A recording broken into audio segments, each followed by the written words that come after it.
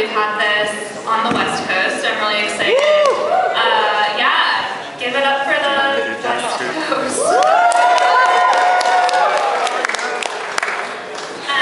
Really excited that so many of you made the long journey here from the East Coast, and I'm very excited to welcome also those of you from California. Really excited to talk to you all this weekend. For those of you who haven't met me, I'm Anna Bonomo. I've sent you a lot of emails in the last couple weeks. I am the YDSA coordinator on DSA's national staff. I'm also the field organizer for the Rust Belt and Mid-Atlantic DSA chapters. And I want to meet all of you this weekend, so please come find me, introduce yourself. Would love to talk with all of you. I also want to introduce the rest of our lovely staff that's here. This is Maria Swart, our national director.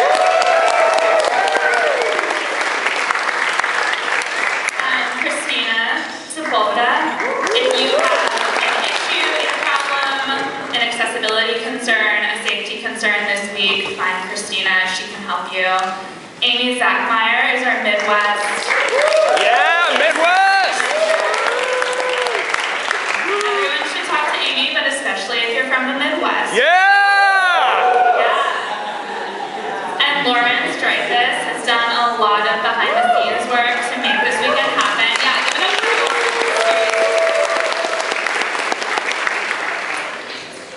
If you have any concerns this weekend or just want to talk to a staff person, meet some of members of your national office, please come talk to us. We want to meet as many of you as possible. Alright, thanks everyone. You can leave. Before we get started with our first panel, a couple of announcements, and we're going to go through some community agreements. If you received a travel scholarship, and you have submitted your receipts for your travel using the form that I sent you, or Sasha sent you, you can pick up your check tomorrow during lunch out at the info table. If that doesn't work for you, let me know. If you arrived this morning and don't have housing or don't know where you're staying and are panicking, don't panic. Come find me or Lawrence and let us know and we can help you. For the majority of this weekend, we're going to ask that instead of clapping, you snap your fingers to make this, an accessible space for those of us with sensory issues or anything like that. There will be one exception to this policy, and that's going to be tonight during the keynote speakers, which will be here in this room at 7 o'clock. That's going to be pretty high energy. We're going to be standing up. We're going to be clapping. So if that is a problem for you, do what you need to do to take care of yourself. But we are going to be clapping and yelling and singing tonight. So, how many of you got the email that I sent this week with the Keep It Comradely document, and how many people read it? Read Keep It Comradely? Okay, good. That's honestly more than I was expecting. If you didn't, raise your hand. Please find that email. Try to read it over before the weekend is over, or today, right now, as soon as possible. It's really important. A lot of safety information in there, a lot of information about keeping each other safe and ourselves safe. And here are some great community agreements for this weekend that's going to make this conference a success for everyone. So if you've been to a DSA event before or on a DSA call, a lot of these look familiar. One mouth, one mic. That's pretty much what it sounds like. If somebody is talking, don't talk over them. Let everybody say their piece and then give your response. Don't talk over people. Assume good faith. So we're all here because we want socialism to win, right? Like we're all, give it up for socialism. We're all here because we have the same goal, but we all have different ideas about how we're going to reach that goal, which is fine and really good and healthy in a socialist organization. We need to encourage debate, but we also need to acknowledge that our ideas are different, but that we're all approaching this from a place of good faith and from a place of, really wanting to win socialism. So just respect your comrades, even if they disagree. It doesn't mean you have to agree with everyone, but please debate in a respectful manner and assume that everyone else is doing the same. Wait, why am I talking? This is just a good question to ask yourself when you're talking. Is this a question or is it more of a comment? I don't know. You should ask yourself that before you ask your question, especially if you find yourself to be talking a lot over the course of this weekend. Move up, move back. So again, if you're talking a lot, maybe think about making space for somebody else. And if you haven't talked at all or much or feel uncomfortable speaking in front of groups of people, that's fine, but we'll all get more out of this weekend if we all, step out of our comfort zone a little bit, speak up, make your voice heard, so don't be afraid to step up if you have something to say. And then jargon giraffe. Who's used this before? Yeah. So if somebody uses a word that you don't know, which tends to happen in left spaces sometimes, we have a lot of words.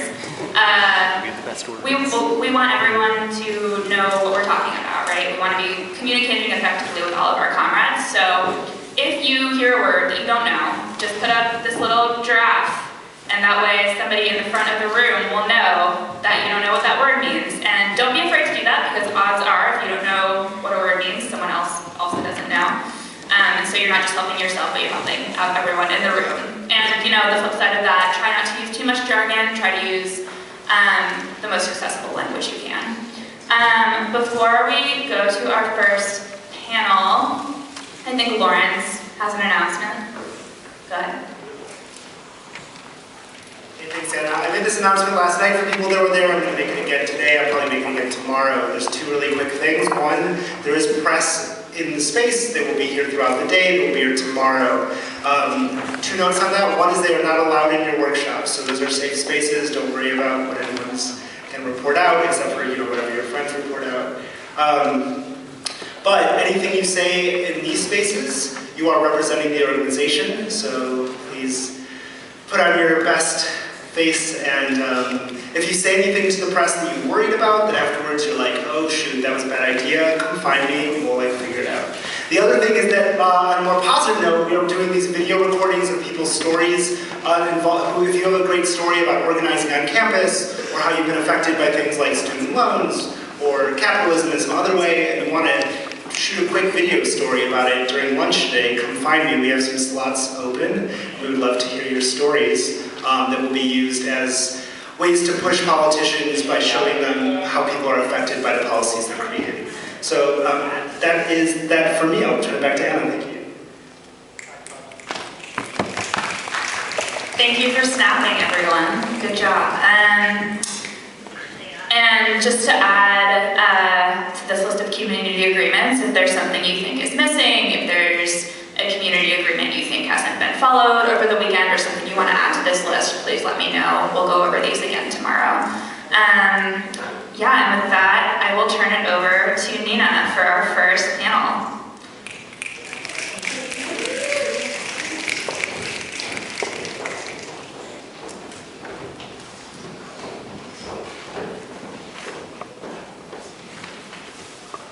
Hello, everyone. Can everyone hear me all right? Woo! So we talked a lot last night about how historic it feels to have an organized student socialist movement again. And I'd just like to point out and appreciate that I also think it's historic that we have this many high schoolers and college kids talking about socialism at 9 in the morning on a Saturday. So let's just snap for ourselves really quick. So this first plenary is called Socialists in Office. What would or what will Bernie 2020 mean for us, for YDSA? But before we get into that, I'm going to have our panelists introduce themselves really quick. They're going to talk about their relationship to DSA in a brief few sentences, and why they're here today. Anyone can start. Whoever's microphone turns on first.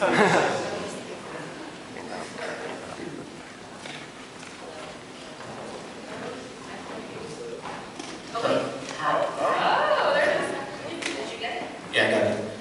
Hi, I'm David Dualde. I am the political director of Our Revolution, which is a nonprofit that is continuing Bernie's 2016 legacy.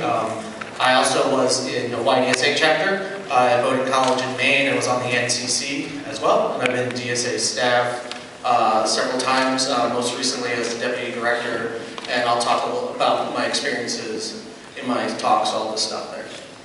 My name is Megan Day, pronouns are she and her. I'm a member of the East Bay chapter of DSA. On behalf of everybody in East Bay, we'd really love to welcome you.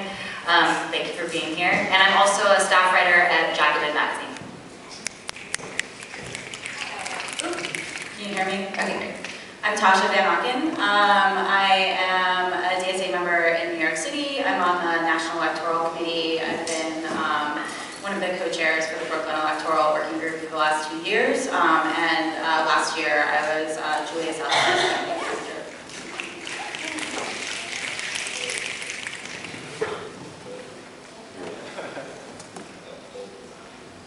Hello.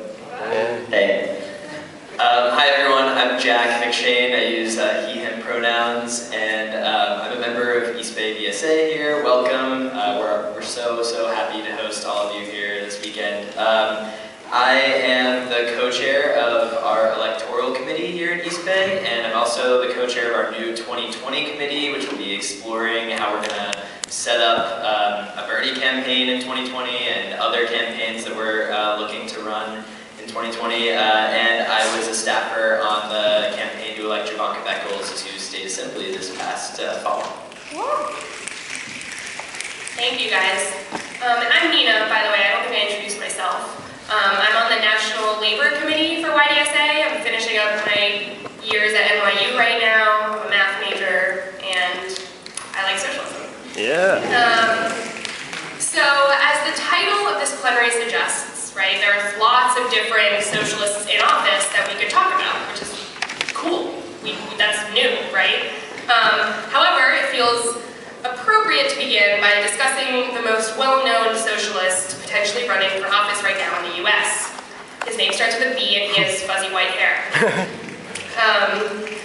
The most popular politician in the country, overwhelmingly so among young people like us, is about to declare his second bid for the presidency. And this politician just so happens to be a democratic socialist. So my first question that I'm going to pose to my panelists is how on earth did democratic socialism enter mainstream electoral politics, which is where we're at right now?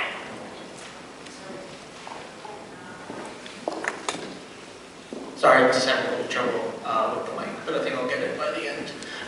So I think what I alluded to earlier in my introduction is that I think where we are to me is still absolutely incredible. I think just looking at you guys, you have to think, like, I remember planning these conferences, I remember being in your shoes, and to be in this historic moment, like, makes it all that hard work worthwhile.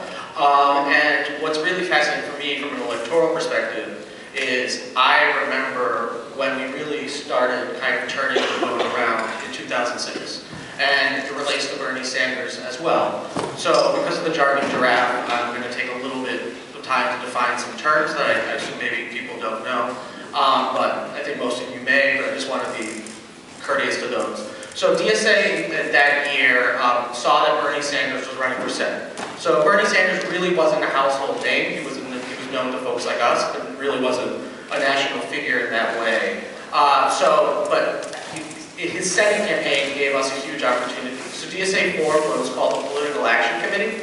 So that's a separate organization that can make political donations and can coordinate with candidates on a federal level and sometimes on a statewide level. And the goal of this was to raise, which we achieved, was to raise 1% of Bernie Sanders' donations through a series of house parties, including several which he spoke at, that had 30 to 40 people. So you can imagine that he really wasn't the national figure that he was today. And that was huge for us because it showed us that there was interest in electoral politics through democratic socialist means. But then our balloon was burst a little bit as we tried to take it further. So we made donations to other candidates, including the current governor of Connecticut, Dan Lalonde, who was running a Senate campaign against Joe Lieberman, and he returned the money, and it made local news. People laughed at us. So we kind of realized quickly that there were going to be some concrete limitations to what we were doing.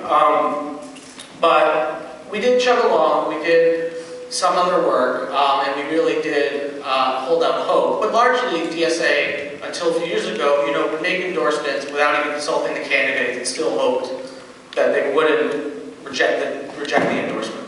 That really fundamentally changed when I was on staff as the deputy director in 2015 to 2016.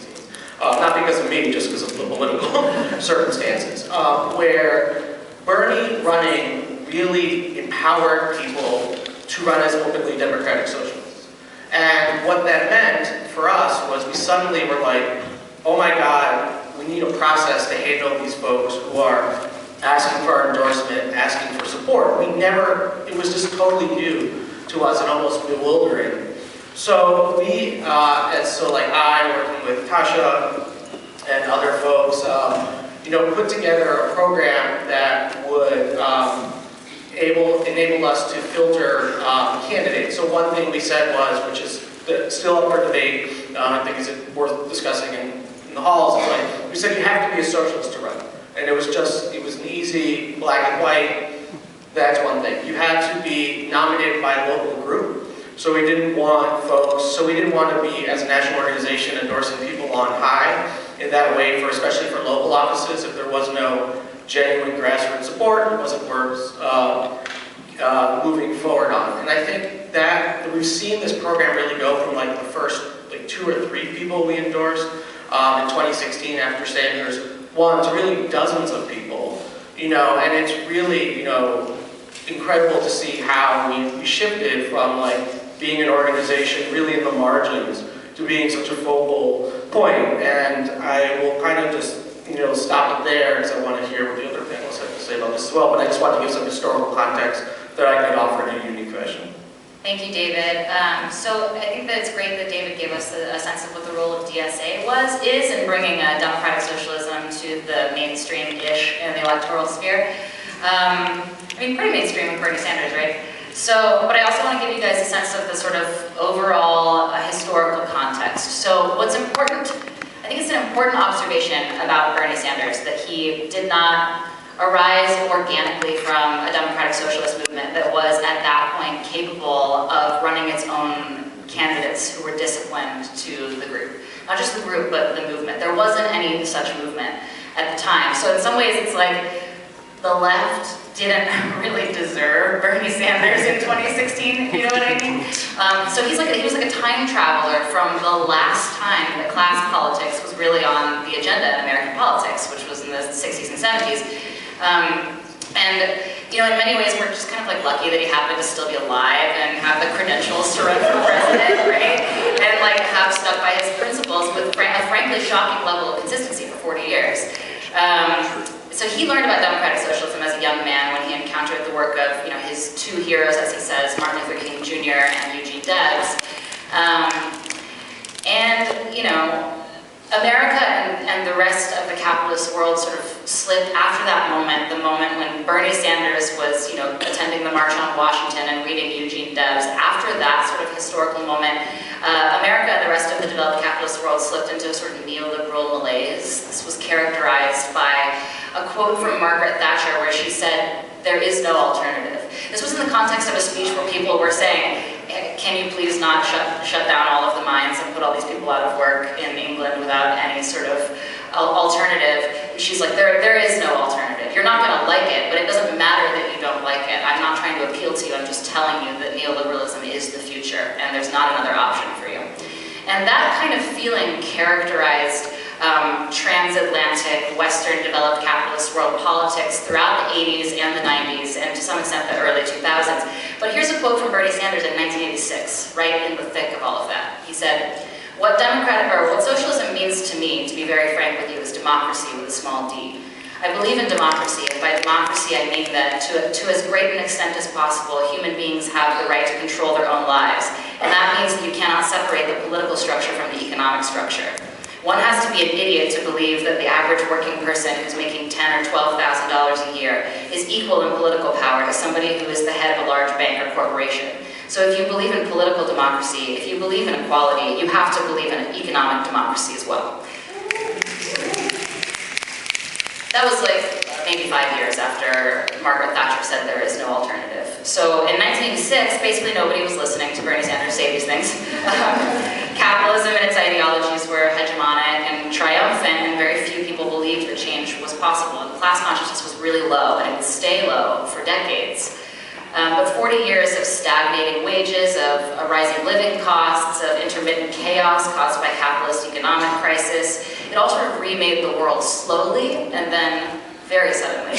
And things started to change really quickly with the financial crisis in 2008. The bank bailouts, Occupy Wall Street, things started to really pick up. And there is no alternative was beginning to sound frankly insufficient to people, working people who were struggling for dignity and autonomy. So Occupy definitely planted some seeds of class consciousness with its 99% versus 1% rhetoric, but it also gave people an appetite for something more organized, for a positive political vision and a plan to actually achieve that vision. And when Bernie Sanders finally took socialist class politics to the national stage 3 years ago, people were really ready to listen. He was smart enough and attentive enough to know that this was the time to strike.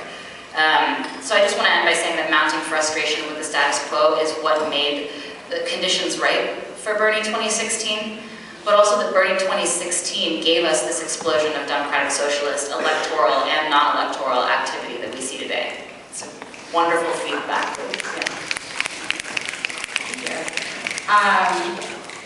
Yeah, I think that when Bernie ran, it really gave us the opportunity to change the script of what's possible. I think that anybody who's worked in politics before or been involved in whatever degree or volunteered on a campaign prior to the last few years knows that, and even still, there are a lot of rules. Like there are a lot of this is what's possible, you can do this and you can't do that. And I think when Bernie ran, it really just flipped everything over and it became really clear that not only are policies that he was talking about, that nobody else was talking about, possible, but they're popular and people want them. And then I think on the other hand, the way that we participate in politics can look differently from what we understand the way we're supposed to participate in politics. So I think that him running really just changed. It was an event that just really shifted the narrative and shifted what people across the country and across the world thought was possible. Megan mentioned Occupy, and I think Occupy is really significant. I remember during Bernie work talking to an organizer in Chicago. We were kind of comparing notes and sort of what was your experience doing X, Y, Z? And we've both been sort of loosely involved with Occupy Wall Street. And he said something that I thought was really cool. He was like, Occupy gave us this language that really resonated with people. And Bernie's campaign gave us a space to learn how to organize.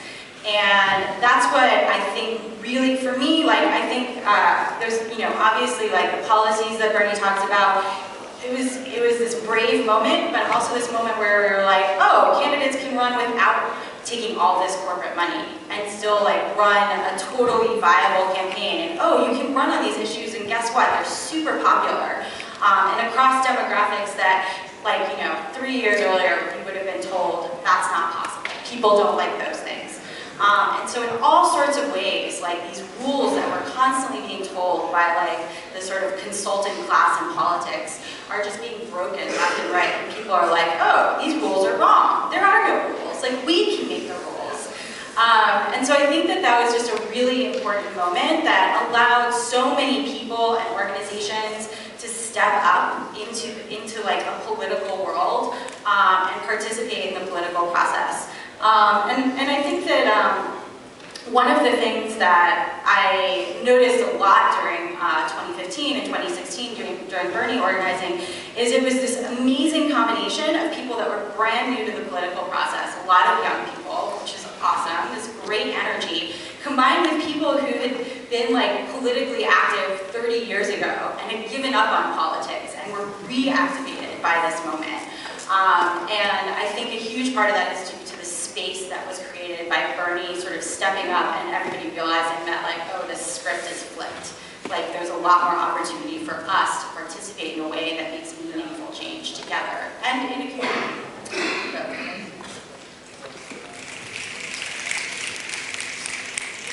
I agree with everything that's been said before me, and I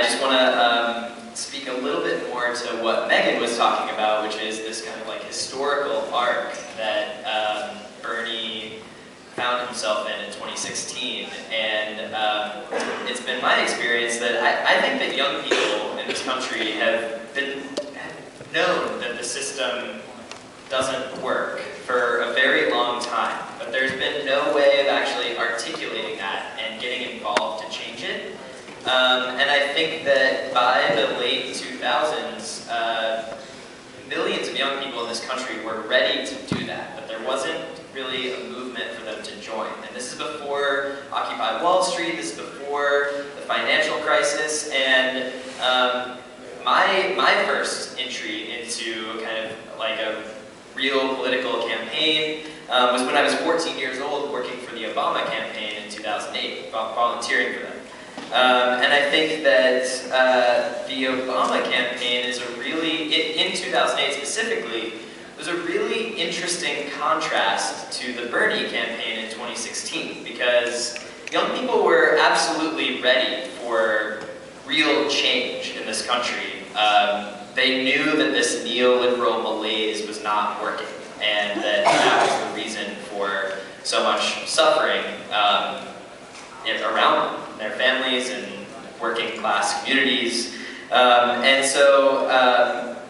And that was my experience. I mean, I had just lived the majority of my life through the Bush years, saw the Iraq War, I grew up in New Orleans, I saw George Bush's, the administration's response to Hurricane Katrina, and that was kind of part of my early radicalization as a young kid. And so I was really ready for this like hope and change rhetoric, and I was really excited by it.